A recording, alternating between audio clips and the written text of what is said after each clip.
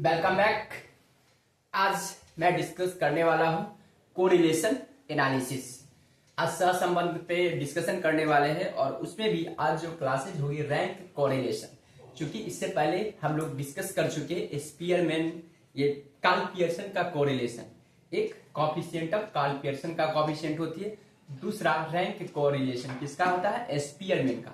तो आज हम लोग कंप्लीट क्लास कॉन्सेप्ट के साथ करवाने वाले हैं रैंक कोरिलेशन, जो जिसमें रैंकिंग की जाती है, जिसमें एक सिंपल हो, जब रिपीटेशन होगा तो उसका क्वेश्चंस किस तरह से बनाएंगे आज उस पर फोकस करेंगे।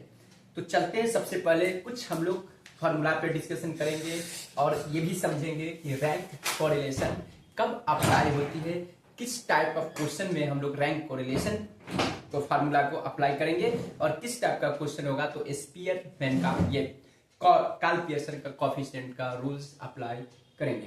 तो चलते हैं हम लोग। देखिए, सबसे पहले रैंक कोरिलेशन का जो फार्मूला होती है इसको आरसी से डिनोट किया जाता है। आरसी इज इक्वल टू क्या होगा, 1 माइनस, ठीक है, 1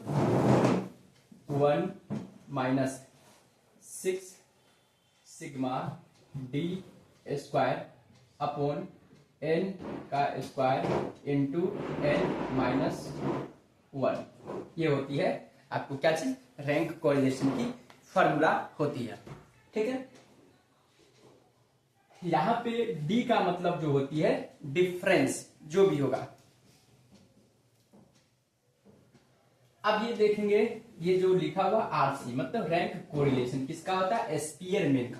तो देखिए रैंकिंग कब होती है, जब, जैसा कि हम लोग जानते हैं कि कोरिलेशन में क्या होती है, जब टू वेरिएबल के बीच हम लोग एक रिलेशनशिप को फाइंड आउट करने पड़ता है तो हम लोग कोरिलेशन को कैलकुलेशन करते हैं। जब टू वेरिएबल के बीच एक रिलेशनशिप जो है वो कैसा रिलेशनशिप है, या तो पॉजिटिव हो सकती है या निगेटिव हो सकती है, ठीक है। तो उस सिचुएशन, और जब भी होती है तो लीनियर रिलेशनशिप होती है। कोरिलेशन के बीच क्या होती है, टू वेरिएबल के बीच लीनियर कोरिलेशन होती है, तो वहां पे हम लोग अप्लाई करते हैं कोरिलेशन। अब क्या है रैंकिंग। रैंकिंग का मतलब है कि जो डेटा जो होती है दो प्रकार की होती है, एक न्यूमेरिकल डेटा होती है और एक होती है जो उसको बोल सकते हैं क्वांटिटेटिव, एक होती है क्वालिटेटिव डेटा। तो जब क्वांटिटेटिव के रूप में डेटा होती है, यानी कि जिसको हम लोग मेजर कर सकते हैं इन टर्म ऑफ नंबर में, जिसको बोलते हैं क्वांटिटेटिव डेटा, वहां पे हम लोग अप्लाई करते हैं कार्ल पियर्सन की कोरिलेशन।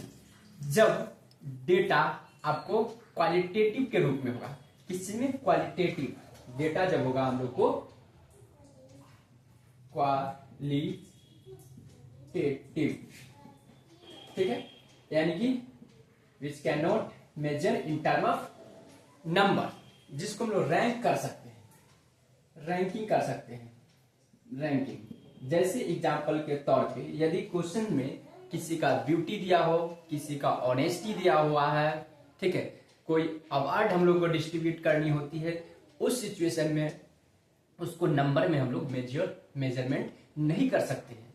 किसी का ब्यूटी के बारे में उसको ये नहीं कर सकते, उसका ब्यूटी या सुंदरता 5 है, 6 है, 7 है, नहीं कर सकते, उसको रैंकिंग कर सकते हैं। जैसे राम का सुंदरता श्याम से ज्यादा अच्छा है या उसको कम है, ऐसा हो सकती है। या 10% के बीच यदि किसी का ऑनेस्टी को मेजरमेंट करनी है कि एक दूसरे का क्या ऑनेस्टी का रिलेशन है, तो वहां पे हम नंबर में मेजर नहीं कर सकते, उसको रैंकिंग कर सकते हैं।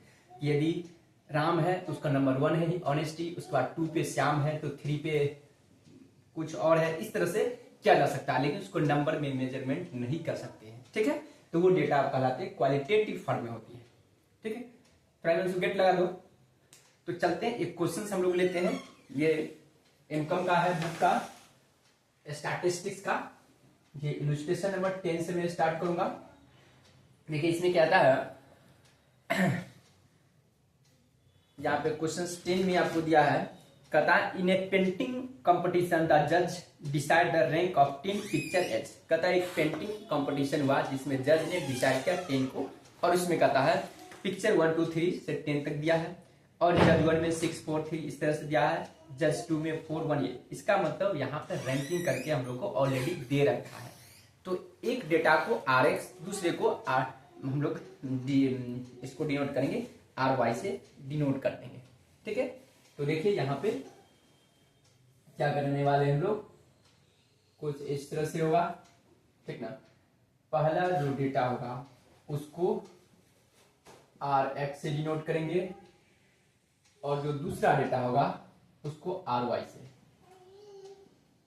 से हम लोग डिनोट करेंगे, ठीक है। कुछ इस तरह से कैसे मार्कर बोलो करें,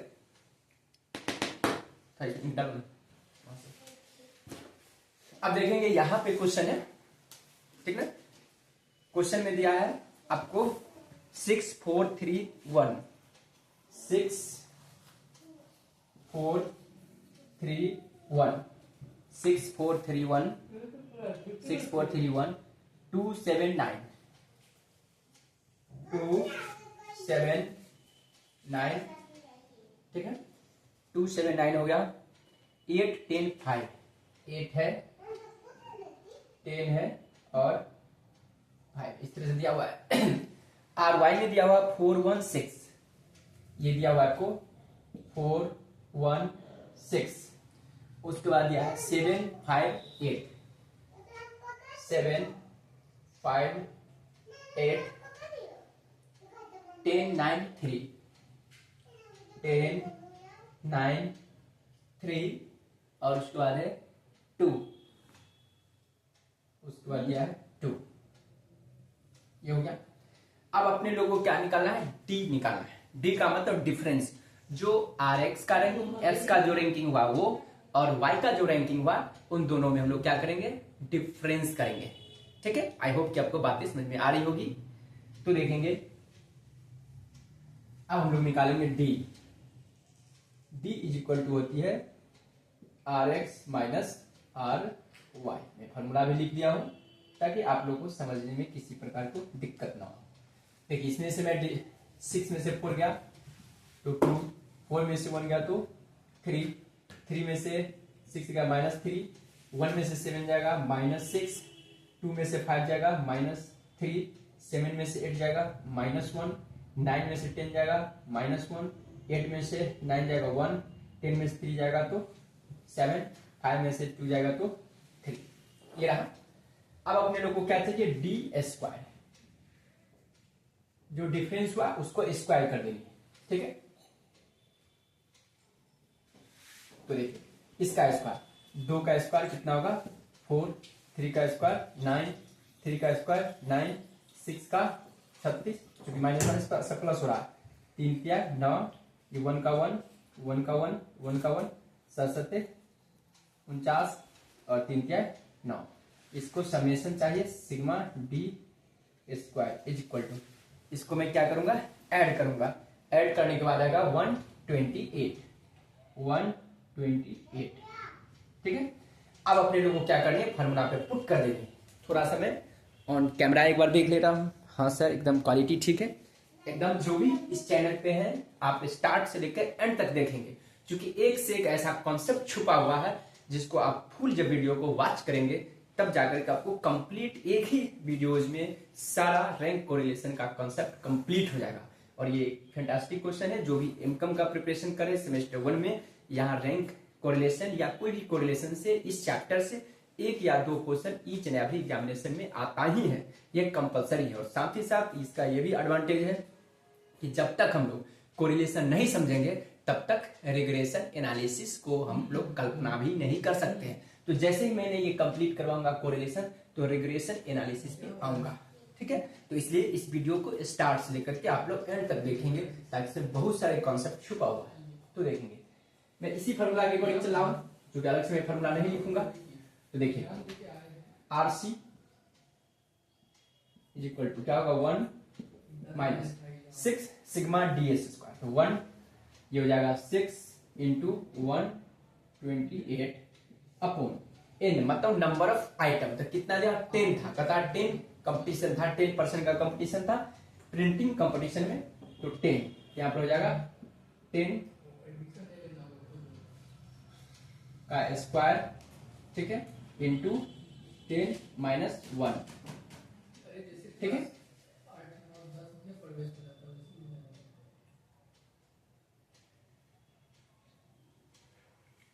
तो इसके अलावा कुछ है नहीं, अब उल्टा कर दिया। यहाँ पर फॉर्मूला होता है N into N square minus 1 होता है, ठीक है। N into N square minus 1 होती है, ये मैंने मिस्टेक कर दिया था, ठीक है। 10 का स्क्वायर माइनस 1, ठीक है। अब ये हो जाएगा R C is equal to 1 minus, इसको मल्टीप्लाई करेंगे, थोड़ा कैलकुलेटर की आवश्यकता पड़ेगा। 128 इंटू 6 6 7 6 8 अपॉन ये होगा 100, ठीक है। यहाँ पे होगा 10 इंटू 100 माइनस 1, ठीक है। RC rank correlation is equal to 1 minus 7 6 8 upon 100 में से 99 को 100 से 10 से मल्टीप्लाई करूंगा तो 990, तो आरसी इज इक्वल टू होगा 1 माइनस 7 से इतना में डिवाइड करूंगा 990 इतना, ये हो जाएगा 0.775, ठीक है। RC rank correlation is equal to -1 हो जाएगा 0.224, ये आपको आंसर आ गया, ठीक है। आई होप कि आपको बातें समझ में आ गई होगी कि जब डेटा रिपीटेशन नहीं होगा तो रैंक कोरिलेशन किस तरह से निकालते हैं।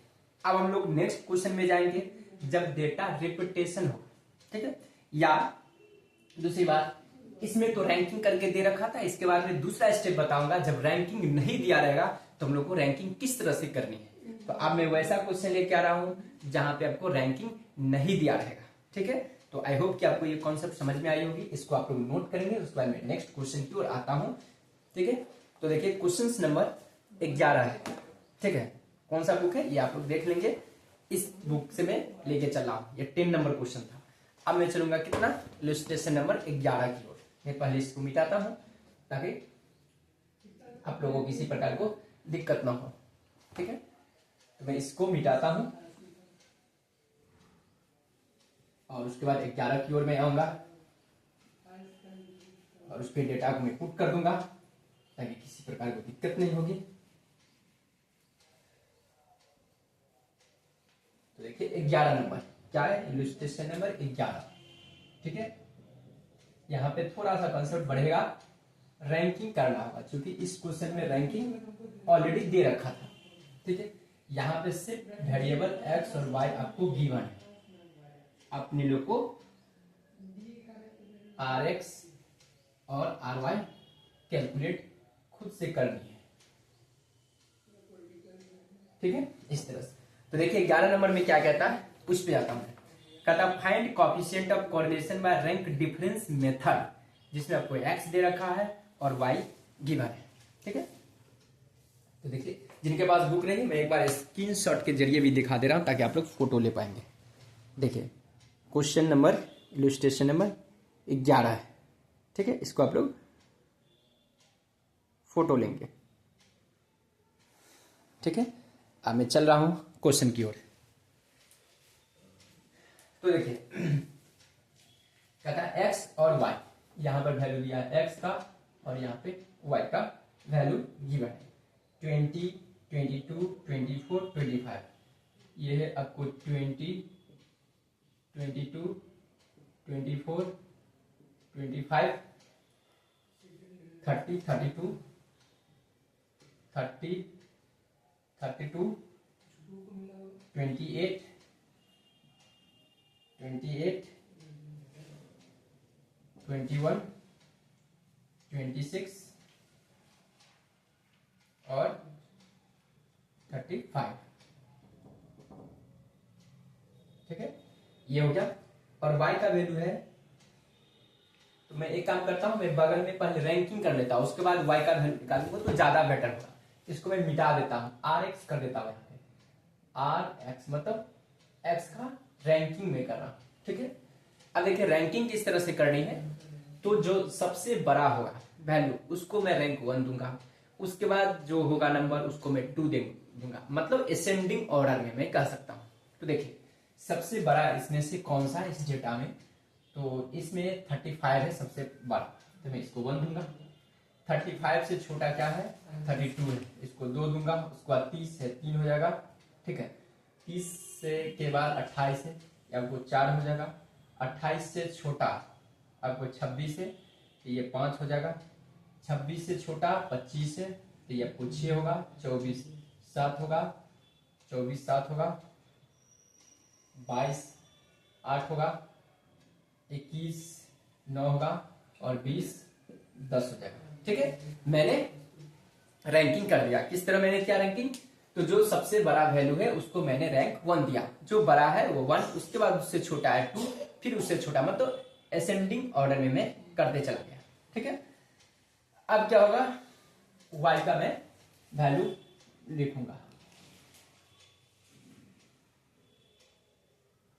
तो देखिए y का वैल्यू कितना है क्वेश्चन में, 16 15 20, यानी कि 16 15 20 21 19 21 19 18 22 18 22 24 23 24 23 और 25, ठीक है।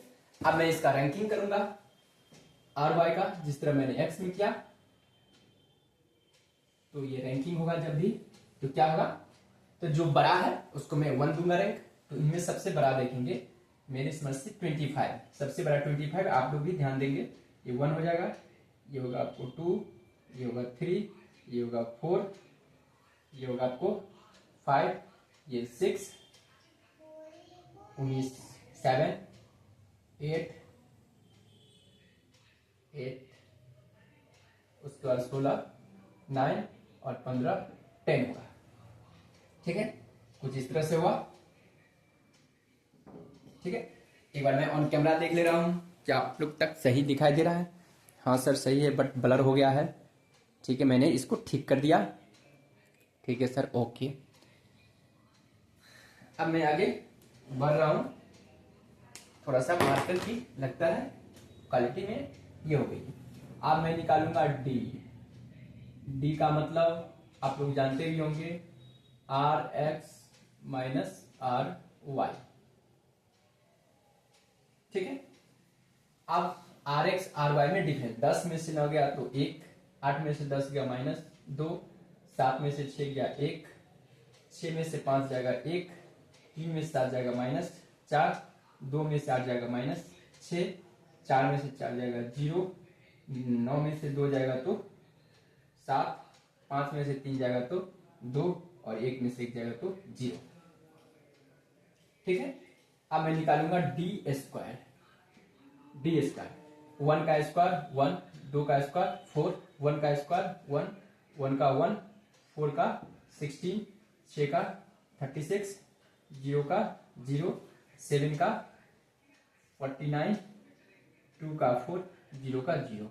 अब इसका मैं समेशन करूंगा, sigma D S square is equal to कितना होगा, 6 7 23 23 30 53 59 59 59 41 100 108 140, तो 112 1 1 2, ये हो गया आपको 112। ऑन कैमरा देख ले रहा हूँ, कभी कभी ब्लर हो जाती है, ठीक है सर। अब ब्लर नहीं हो रही है, अब क्लास लो, ठीक है। फॉर्मूला तो सेम होगा, सिर्फ वैल्यू में चेंजेस होगा। मैं इस वैल्यू को मिटाता हूं, ठीक है, और सब सेम रहेगा। इस वैल्यू को मैं मिटाता हूं और उसको मैं वैल्यू को पुट कर दूंगा, ठीक है। तो देखिए 6 इंटू 112 और 10 नंबर ऑफ आइटम, यहाँ पे भी 10 है और 10 मैंने लिखा भी। इसको मल्टीप्लाई करेंगे तो 1272, यानी कि 672 अपो इन सारे को कैलकुलेशन जब मैं करूंगा तो हो जाएगा 990, ठीक है। और इसको जब डिवाइड किया जाएगा 672 में, 672 अपॉन 990 इक्वल हो जाएगा 0.678 0.678, ठीक है। जब मैं इसमें से लेस करूंगा 1 में से तो कितना होगा, लेस कर दीजिए, तो ये हो जाएगा 0.32 आंसर होगा, ठीक है, अप्रॉक्स में। तो आई होप कि आपको समझ में आ गया होगा कि जब रैंक दिया रहेगा तो उसका कैलकुलेशन कैसे करेंगे, जब रैंकिंग नहीं दिया रहेगा, सिर्फ और सिर्फ वेरिएबल दिया रहेगा, तो रैंकिंग किस तरह से फाइंड आउट करेंगे। अब हम लोग चलते हैं नेक्स्ट कॉन्सेप्ट की ओर। यदि क्वेश्चन में रिपीटेशन होगा तब हम लोग फॉर्मूला को कैसे पुट करेंगे और उसको कैसे कैलकुलेशन करेंगे। तो चलते हैं, मैं पहले इसको मिटाऊंगा, उसके बाद नेक्स्ट क्वेश्चन की ओर मैं बढ़ूंगा। तो आप देखेंगे हम लोग आते हैं क्वेश्चंस, जो इलस्ट्रेशन है, इलस्ट्रेशन नंबर 11 के बाद 12 है, ठीक है। नेक्स्ट कॉन्सेप्ट पे मैं आ रहा हूं, तो मैंने मिटा दिया हूं। तो देखिए जब रिपीटेशन होगा तो उसका फॉर्मूला कुछ इस तरह से होगा, हमेशा याद रखेंगे। जब कोई नंबर रिपीट नहीं होगा तो ये सिंपल सा फॉर्मूला होगा रैंक कोरिलेशन का। जब कोई ऐसा भी नंबर आएगा जब रिपीटेशन होगी, 2 टाइम 3 टाइम भी हो सकती है रिपीटेशन, 4 टाइम भी रिपीटेशन हो सकती है, कभी कभी 2 नंबर 2 बार रिपीटेशन होगी, कभी 3 नंबर 2 बार रिपीटेशन होगी, इस तरह से कॉन्सेप्ट हो सकता है, ठीक है। तो सबसे पहले मैं क्वेश्चंस आप लोग को स्क्रीनशॉट के जरिए मैं दिखा रहा हूँ, ताकि किन्हीं के पास बुक नहीं होगा तो आप लोग स्क्रीनशॉट लेंगे तो देखेंगे। क्वेश्चन नंबर 12 को आप लोग फोटो लेंगे। क्वेश्चन नंबर जो 12 है इसका आप लोग स्क्रीनशॉट लेंगे, जिनके पास बुक नहीं होंगे वो, ठीक है। अब मैं चल रहा हूं, पहले मैं क्वेश्चंस लिखूंगा, ठीक है। एक्स का वैल्यू और वाई का वैल्यू, तो देखिए एक्स का वैल्यू दिया हुआ 22, 24, 27, 22, 24, 27, 35, 21, 20, 27, 20, 27, 25, 27, 23, ठीक है, कुछ इस तरह से दिया हुआ है। वाई का वैल्यू है 30, 38, 30, 38, 40, 50, 40, 50, 38, 25, 38, 25, 38, 36, 38, 36, 41 और 32, 32, कुछ इस तरह। मैं एक बार देख ले रहा हूँ कि कोई दिक्कत तो नहीं हो रही है। हाँ सर, क्लीन है, क्लीन होना ही चाहिए, ठीक है।